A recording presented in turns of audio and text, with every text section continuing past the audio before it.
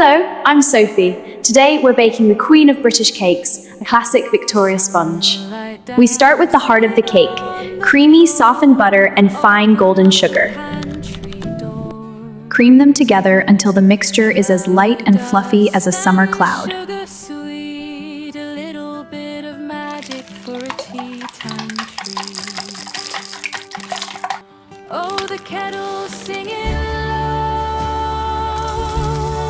Sift in the flour gently. We want to keep all that lovely air inside.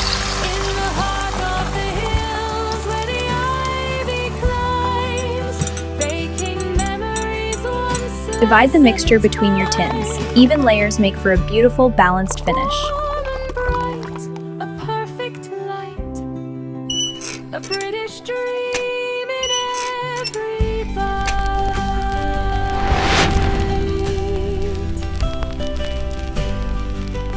Oh, the kettle's singing low.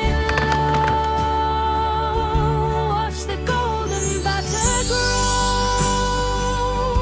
in the heart of the hills where the ivy climbs, baking memories one slice at a time.